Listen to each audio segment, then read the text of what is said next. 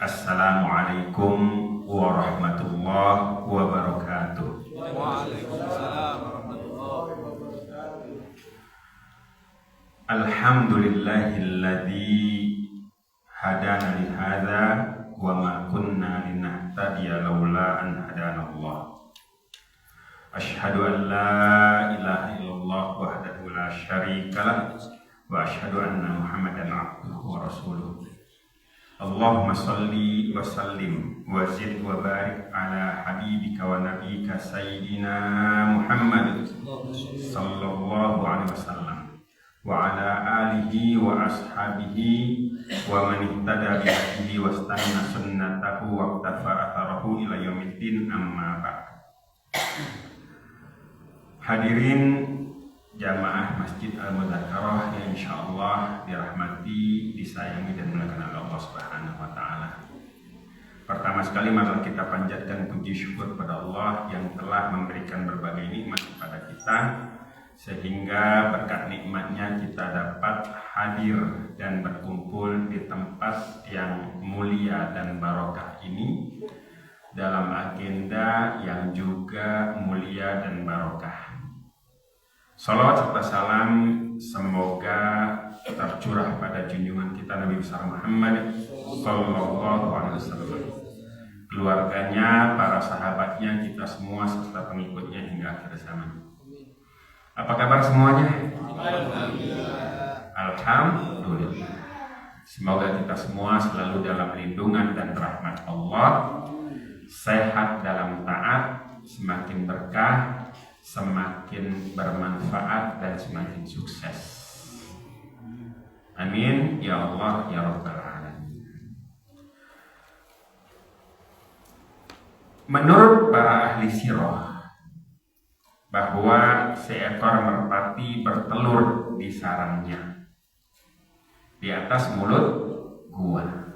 Jadi ada merpati bertelur di atas mulut gua, di sarangnya, ada sarangnya.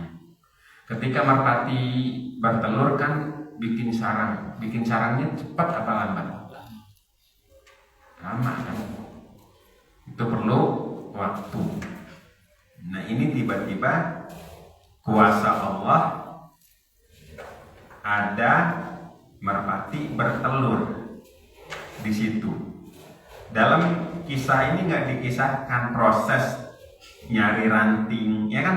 Kalau kita lihat merpati itu kan ada ranting, atau kalau di sawah itu padi-padi kering yang diambil sama merpati itu, ditaruh, ditumpuk dulu, dibikin rapih, baru bertelur di situ. Ini prosesnya nggak ada seperti itu, langsung. Kuasa Allah. Allah memalingkan orang-orang kafir dari gua. Kira-kira kalau ada merpati bertelur di situ, ya, kemudian ada orang masuk, merpatinya terbang nggak? Terbang. Logikanya begitu. Ini enggak. Jadi merpati itu tetap di situ. Jadi Rasulullah SAW masuk, kemudian Allah mengutus merpati. Dan sebelumnya apa? Laba-laba. Masya Allah. Orang-orang kafir naik ke gua. Abu Bakar melihat mereka dan berkata, "Wahai Rasulullah sallallahu alaihi wasallam, demi Allah, seandainya salah seorang dari mereka melihat telapak kakinya nengok ke bawah, melihat ke bawah, tentu ia akan melihat kita." Saking dekatnya tuh ya, dekatnya antara mereka dengan Rasulullah SAW dan Abu Bakar. Abu Bakar dan Rasulullah di dalam gua, mereka di luar. Itu dekat. Kalau nengok ke bawah itu pasti kelihatan. Namun Rasulullah SAW tersenyum dan berkata, "Jangan engkau mengira kita hanya berdua." Allah berfirman dalam surat At-Taubah,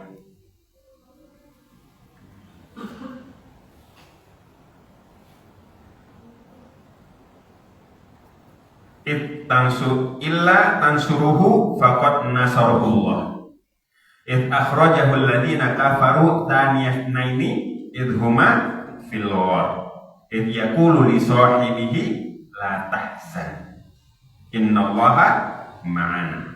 Fa anzala as-sakinata 'alaihi wa ayyadahu bi junudin lam tarawha. Wa ja'ala kalimatal ladziina kafaru sufla wa kalimatullahi hiya 'ulya. Wallahu 'azizun hakim. Apa kata Nabi? Engkau jangan mengira kita hanya berdua. Allah yang ketiganya. La tahzan innallaha ma'ana. Janganlah engkau bersedih. Sesungguhnya Allah bersama kita. Begitu kata Nabi SAW, dan itu diabadikan dalam Al-Quran surat At-Taubah. La tahzan innallaha ma'ana. Dan itu juga kitab yang ditulis oleh Dr. Aid Al-Qarni, penulis kitab ini. Beliau nulis la tahzan, jangan takut, jangan sedih. Konteks ayat ini bukan hanya untuk Nabi dan Abu Bakar, juga untuk kita. La tahzan, jangan sedih, jangan takut. Kadang-kadang ada orang menapaki kehidupan itu gamang, takut, khawatir. Ada quote yang indah, Masya Allah. Kita naik bis misalnya, kenal gak sama sopirnya? Gak pasti kan, gak mesti ya. Kita naik bis, apalagi bis yang akap antar kota, antar provinsi, ke Surabaya atau ke Sumatera Barat atau kemana gitu. Kita nggak kenal sama sopirnya. Bisa tenang nggak kita di bis itu? Tenang kan? Naik pesawat, kenal nggak sama pilotnya? Nggak kenal sama pilotnya. Duduk, bahkan di pesawat itu kita tidur. Yakin banget insya Allah nyampe. Nggak kenal sama pilotnya. Tapi kadang-kadang orang khawatir sama hidupnya, padahal tahu yang ngatur hidup ini adalah Allah. Kenapa khawatir? Ada dua kemungkinan. Mungkin belum kenal sama Allah. Nah, sama sopir dan pilot aja dia nggak kenal, dia tenang, masa sama Allah? Harusnya kita lebih tenang dalam menjalani hidup ini karena kita diatur oleh Allah Subhanahu wa Ta'ala. Tenang ya hidup kita kalau kita tahu bahwa yang mengatur ini adalah Allah yang Maha mengatur, dan aturan Allah tidak akan ada sedikit pun celah. Nggak ada sedikit pun kekurangan dalam aturan yang Allah buat. Allahu la ilaha illa huwal hayyul qayyum. La ta'khudhuhu sinatun wala nawm. Kita percaya kursi, Masya Allah. Allah nggak pernah tidur. Allah yang mengatur kita semua. Maka wajar ketika ulama mengatakan seharusnya orang yang beriman itu nggak pernah stres. Wajar nggak orang beriman stres? Harusnya nggak wajar ya. Orang beriman nggak boleh stres, karena dia yakin Allah yang mengatur hidup kita. Ketika kita yakin Allah yang mengatur hidup kita, mungkin nggak Allah menyia-nyiakan kita? Nggak mungkin. Ngapain diciptakan kalau disia-siakan? Kan logikanya begitu. Nggak mungkin Allah menciptakan kita kemudian menyia-nyiakan. Itu salah satu bentuk husnuzon billah, bersangka baik kepada Allah Subhanahu wa Ta'ala. Dan ana inda dhanni abdi, ketika kita husnuzan pada Allah bahwa Allah akan membahagiakan kita, memuliakan kita, mengatur hidup kita dengan aturan yang sempurna, maka kita tenang. Dan meninggalnya juga tenang, hidupnya tenang. Huwallazi anzala as-sakinata fi qulubil mu'minin liyazdadu imanan ma'a imanihim. Allah yang menurunkan ketenangan, rasa tenang di dalam hati orang-orang yang beriman. Jadi mafhumnya harusnya orang beriman itu tenang.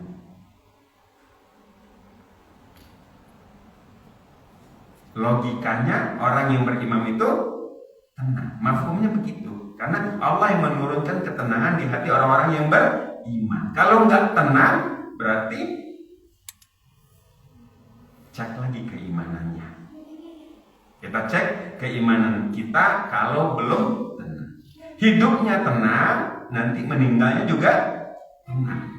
Ya ayyatuhan nafsul mutmainnah, wahai jiwa yang tenang. Masya Allah, Allah udah atur begitu hidup kita, indah, mulia, tenang. Jadi siap-siap, insya Allah di sini nggak ada stres lagi kita ya. Apalagi ajaban li amril mu'min, sungguh menakjubkan urusan orang-orang yang beriman. Sungguh menakjubkan urusan orang-orang beriman. Perkara orang-orang beriman itu menakjubkan. Dan ini tidak terjadi kecuali hanya bagi orang-orang yang beriman. Hanya orang-orang beriman aja yang dapat ini. Yang urusannya, yang perkaranya menakjubkan, luar biasa. Kalau dia dapat nikmat, sesuatu yang dia suka, dia bersyukur, dan itu baik baginya. Dapat nikmat, dapat rezeki.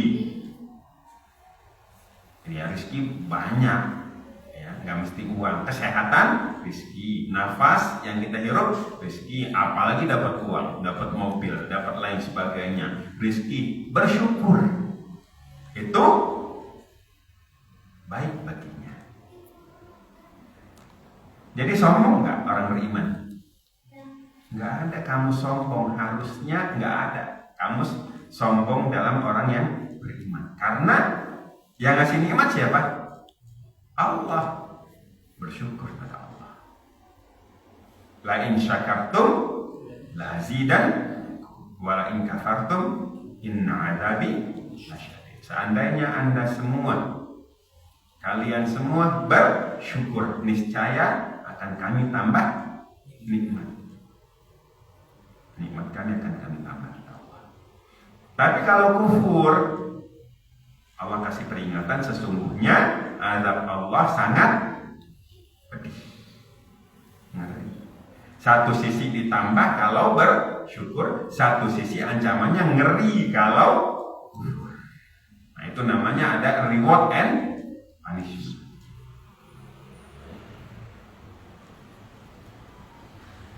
Balik kepada yang tadi, kalau dapat nikmat syukur. Kita lihatlah sejarah orang-orang yang kufur nikmat. Qarun misalnya,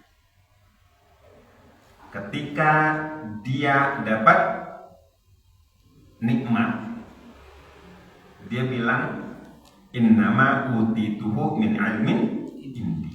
Sesungguhnya saya dapat ini karena ilmu saya.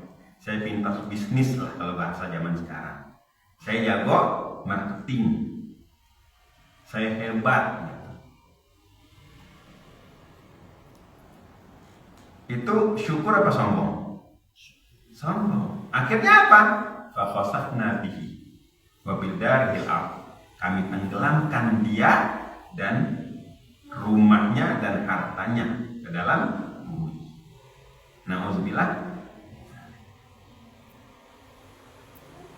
Apalagi kalau hartanya nggak sebanyak Qarun, ya masih sedikit-sedikit udah sombong kelar. Apa yang dilakukan oleh Nabi Sulaiman ketika mendapat nikmat? Apa ucapannya? Hadza min fadli Rabbi. Ujungnya apa? Ditambah nggak nikmatnya? Ditambah. Beda sama Qarun yang sombong, yang mengatakan ini dari saya. Nabi Sulaiman mengatakan ini dari Allah. Hadza min fadli Rabbi. Ini adalah karunia dari Allah. Rabb kami. Dia beluani ashkuru an akfur, untuk menguji saya apakah saya termasuk orang yang dia beluani ashkuru an akfur, untuk menguji saya apakah saya termasuk orang yang bersyukur atau yang kufur. Bersyukur Allah kan nikmatnya. Apa akhirnya? Nabi Sulaiman husnul khatimah. Qarun binasa. Dua contoh ini bisa kita ambil pelajaran. Nah, kalau dapat sesuatu yang dia tidak inginkan, dia menyebutnya musibah lah misalnya, ya, musibah atau sesuatu yang dia tidak diinginkan, dia bersabar, kata Nabi tadi. Kembali ke ajaban dari amalil mukmin, sungguh menakjubkan perkara dan urusan orang-orang beriman. Kalau dapat nikmat dia bersyukur, itu baik baginya. Kalau dapat sesuatu yang tidak dia inginkan, dia atau musibah bahasanya, dia bersabar. Dan itu juga baik baginya.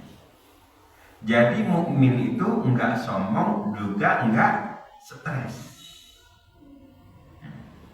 PHK misalnya, itu kan musibah ya. Dari sisi mata manusia itu musibah. Nggak stres, udah sabar aja. Insya Allah ganti yang dengan yang lebih baik. Apa doanya? Inna lillahi wa inna ilaihi raji'un. Allahumma, ya Allah, berilah saya, Allahumma ajirni fi musibah. Ya Allah, berilah saya pahala dari musibah saya. Wakhluf li khairun minha, dan gantikan untuk saya yang lebih baik daripada yang hilang ini. Soalnya di PHK, kehilangan pekerjaan, kehilangan motor. Nah sekarang lagi musim nih ya, hilang motor. Iya, tetap kita wajib juga jaga-jaga, ya. Kita ikhtiar, kita kunci ganda dan lain sebagainya, gitu kan. Mobil juga kalau bisa kita pastikan dikunci. Kadang-kadang ada orang lupa kunci, ya kan. Atau dia pakai remote dari jauh, ternyata nggak terkunci, gitu kan. Tahu-tahu tasnya hilang, nggak ada kaca, nggak pecah apa-apa, gitu kan. Lalu ternyata nggak terkunci dan lain sebagainya. Tetap wajib jaga-jaga, tapi ketika dapat musibah, misalnya itu inna lillahi wa inna ilaihi raji'un. Allahumma ajirni fi musibati wa akhlif li khairun minha. Ya Allah. Jadi dapat pahala enggak? Dapat kena musibah aja dapat pahala. Dia sabar, kena musibah, dapat pahala. Dan Allah ganti dengan yang lebih. Ketika seseorang sedang dapat musibah dan dia sabar dan berdoa, itu dikabulkan nggak doanya Allah? Dikabulkan, karena dia dalam kondisi sedih. Doa orang-orang yang tadi, apalagi terzolimi, motornya hilang, ya terzolimi kan, dia berdoa, Allah ganti insya Allah.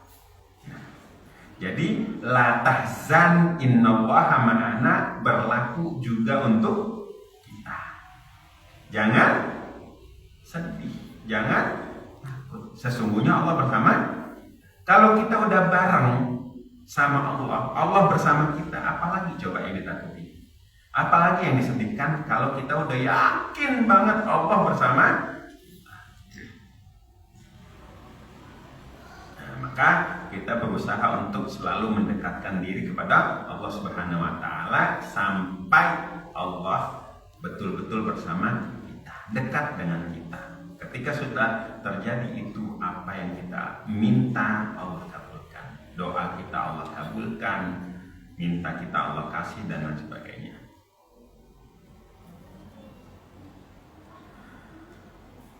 Kita lanjutkan. Kita persilahkan Imam Ibnul Qayyim menceritakan sepenggal kisah persekongkolan dan pengusiran. Beliau menceritakan pada malam itu Rasulullah SAW menyuruh Ali agar tidur di tempat beliau. Beberapa orang Quraisy berkumpul mengawasi dari celah pintu. Mereka mengintai hendak menyergapnya. Mereka bersekongkol untuk mencelakai Rasulullah SAW. Rasulullah SAW keluar dan mengambil kerikil sepenuh kedua telapak tangannya. Lalu menaburkan ke atas kepala mereka sehingga mereka melihatnya dan membaca. Wa ja'alna min baini aydihim saddaw wa min khalfihim saddaw fa akhshaynahum fahum la yubsirun. Dan kami adakan di hadapan mereka dinding, dan di belakang mereka dinding pula. Dan kami tutup mata mereka sehingga mereka tidak dapat melihat. Rasul keluar, ambil kerikil atau pasir, di awur, kalau pakai bahasa kita ya, diawurin, ditaburin, dan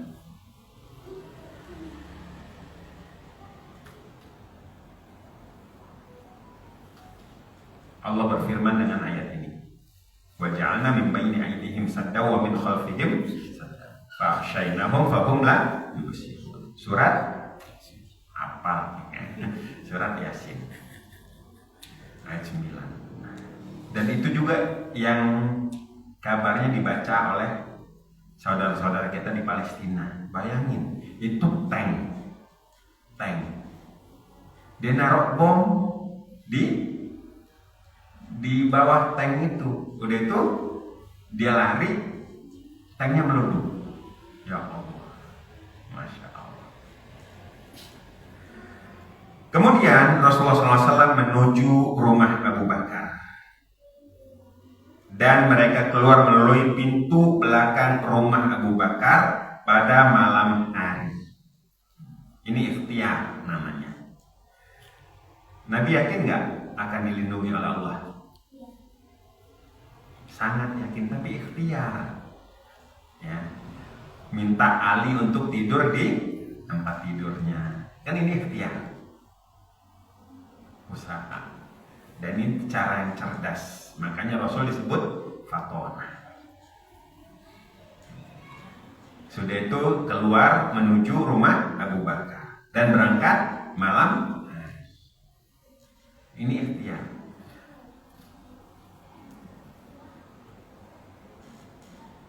Walaupun beliau yakin akan ditolong Allah. Kalau berangkat siang ditolong nggak Allah? Ditolong, tapi Nabi ikhtiar berangkat malam hari. Ya, malam ya gelap, nggak kelihatan. Zaman dulu nggak ada listrik, gitu kan?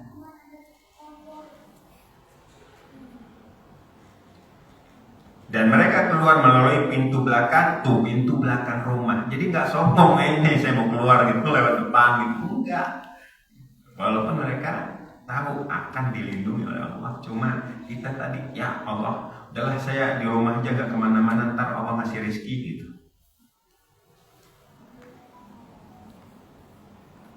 Ada nggak datang rezeki? Bisa datang rezeki, tapi atas pemberian orang lain. Orang ngasih kan karena kasihan dan lain sebagainya. Mending kita yang ngasih atau mending dikasih? Mendingan kita ngasih, ya kan? Tangan yang di atas lebih baik. Nah, kita ikhtiar.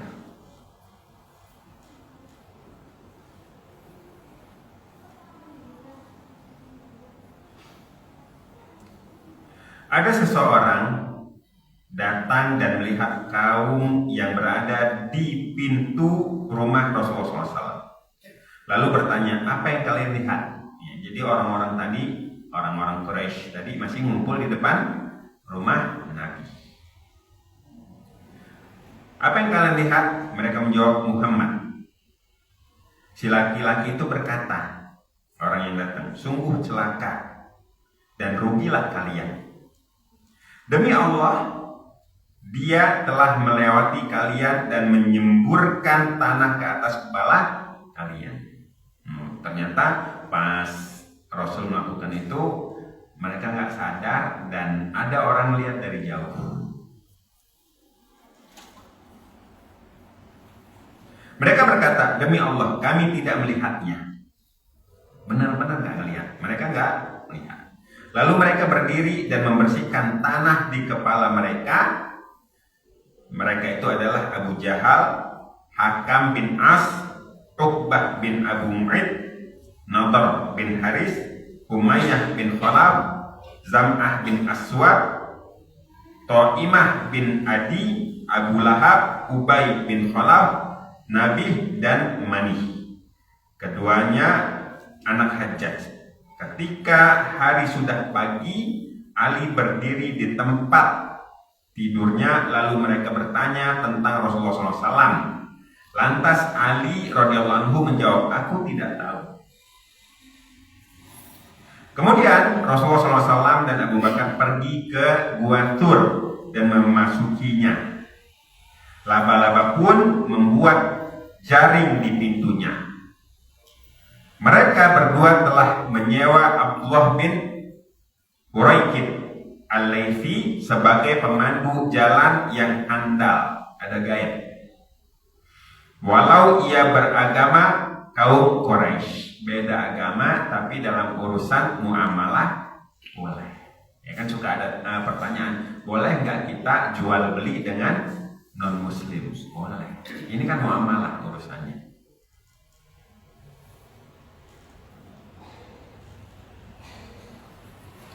Namun mereka berdua mempercayainya dan menyerahkan kendaraan mereka kepadanya. Nah, jadi walaupun siapa pemandu Abdullah bin Uraikid tadi non muslim, kafir, termasuk kafir Quraisy, tapi orang ini bisa dipercaya. Nah, gitu juga dengan kita, bisnis atau kerjasama boleh dengan non muslim asal bisa dipercaya.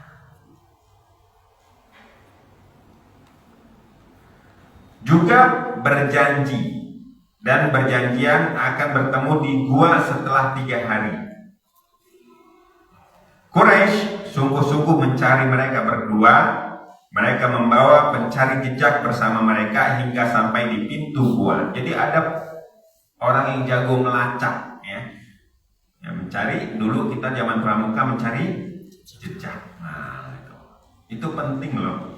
Ya kan, pramuka itu kita dulu mencari jejak. Melacak.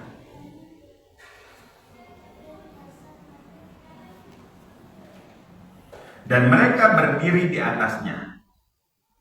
Hadis Bukhari Muslim menerangkan bahwa Abu Bakar berkata, engkau jangan mengira kalau kita berdua. Allah lah yang ketiganya. La tahzan innallaha ma'ana. Rasulullah SAW dan Abu Bakar mendengar ucapan mereka di atas kepala mereka. Jadi mereka ya bercakap-cakap lah, ya, mau ngomong gitu, ngobrol, ya, sambil nyari gitu kan. Rasul dan Abu Bakar mendengar ucapan mereka. Namun Allah membutakan mereka tadi. Waktu di rumah Allah butakan, waktu di rumah Nabi mereka mau mengepung, Allah butakan ketika Nabi keluar dengan bebas gitu kan. Nah, sampai di gua juga udah dekat, Allah butakan juga mereka. Tapi tadi kembali Nabi berangkat malam lewat belakang rumah Abu Bakar. Kalau lewat keluarnya siang lewat depan, Allah butakan juga nggak? Allah butakan juga. Cuma perlu ada ikhtiar. Sekali lagi perlu ada ikhtiar. Nggak duduk manis kemudian orang datang bawa mercy ke kita. Enak ya Allah. Tapi kalaupun ada seperti itu boleh. Alhamdulillah. Ya, itu kisahnya. Saya pernah berkisah itu tentang Imam Syafi'i dan Imam Malik. Nanti kapan-kapan kita akan bahas di sini ya.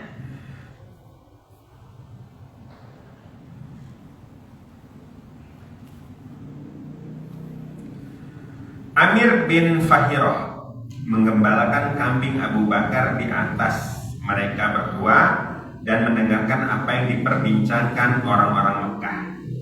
Lalu ia datang mengabarkan kepada mereka berdua. Jadi Nabi juga punya mata-mata untuk orang kafir Quraisy. Di mana nih mereka? Udah sampai mana nyarinya dan lain sebagainya. Dan apabila menjelang subuh tiba, ia bercampur bersama orang-orang Quraisy tadi. Ketemu lagi.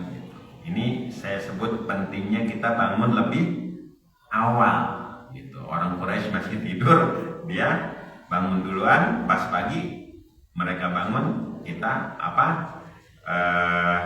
Amir tadi sudah sampai bersama mereka. Jadi mereka nggak curiga seperti itu. Lalu Imam Ibnu Qayyim berkata, Al-Hakam menyebutkan dalam Mustadrak. Al-Hakim, maaf. Lalu Ibnu Qayyim berkata, Imam Al-Hakim menyebutkan dalam Mustadraknya, Mustadrak Imam Hakim dari Umar, ia berkata Rasulullah SAW keluar menuju gua bersama Abu Bakar. Sesekali ia berjalan ke depan beliau, sesekali ia berjalan di belakang beliau. Jadi Abu Bakar ini sangat cinta kepada Nabi, berani jadi tameng. Sesekali jalan di depan Nabi, takut-takut ada yang nyerang di depan. Sesekali di belakang, takut ada yang nyerang dari belakang. Masya Allah. Ketika sudah sampai di gua, Abu Bakar berkata, wahai Rasulullah, diam dulu di tempatmu hingga aku bersihkan gua untukmu. Ya. Jadi beliau Abu Bakar dulu yang masuk. Tunggu, dicek dulu ada ular kah, ada kalajengking kah, atau apa binatang yang berbahaya. Ini juga ikhtiar. Padahal kita yakin bahwa Nabi pasti dilindungi. Dan ini ikhtiar. Cek dulu gitu. Ya, jangan mentang-mentang saya orang beriman, udah motor nggak usah dikunci, taruh aja depan gitu. Nggak gitu. Maka Abu Bakar masuk dan membersihkannya hingga ia sudah berada di atas gua. Ia ingat bahwa ia belum membersihkan batu. Ia berkata lagi, wahai Rasulullah, diam dulu di tempatmu hingga aku membersihkan batu. Lalu ia berkata, turunlah wahai Rasulullah. Maka beliau turun dan mereka berdua tinggal di dalam gua selama 3 malam. Hingga padamnya pencarian orang-orang Quraisy. Jadi kalau lama-lama nggak ketemu, ya bosan juga nyarinya ya. Oh, udah nggak ada, udah nggak ada lagi nih, udah nggak ada di sekitar di sini gitu kan, nggak dicari lagi. Ya akhirnya ketika mereka udah nggak nyari lagi, kemudian Abdullah bin Uraikid datang dengan membawa tunggangan. Lalu mereka berangkat.